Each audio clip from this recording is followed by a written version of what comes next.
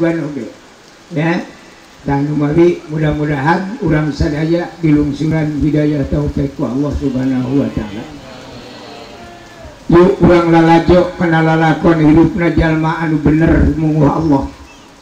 Itu. Punten pilih hilap ngakurkeun pendapat.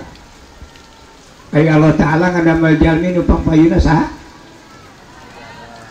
Gusti Allah ngadamal jalmi nu pangpayuna Nabi Adam. Walalati teh menawi terus apa? Doraka teh. Itu. Bibitna kalibat.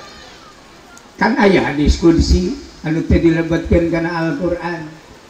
Laulaka lamma khalaqtul aflaq illa bi Muhammadin sallallahu alaihi wasallam. Teh sabra Allah, kami muanyieun ieu bumi langit sawarga neraka katut pangeuisina kalebet Nabi Adam upami Allah teu ngadamel Nabi Muhammad.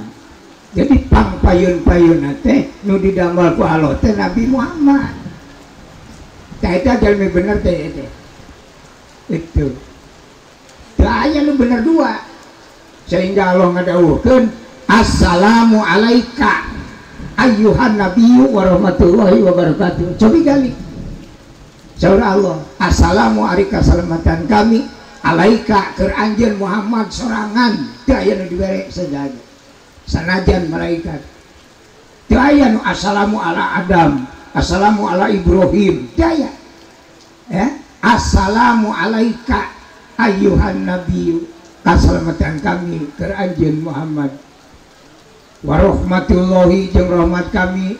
Naon rahmat kami teh hakikatna sawarga neraka bumi langit jeung pangeusina eta teh dipasihkeunana ka Kangjeng Nabi. Ieu jagat teh ku Allah dipasihkeun ka Nabi Muhammad. Naon sababna bener itu urang mah ngararadon itu di Kangjeng Nabi. Sok aya jalmi sok nyebatkeun ya sing jelema ieu mah cenah mumara, saha teu mumara. Lahir ke alam dunia terus aya ngadon saudara teh. Teu aya istilah nu Allah ieu teh. Itu.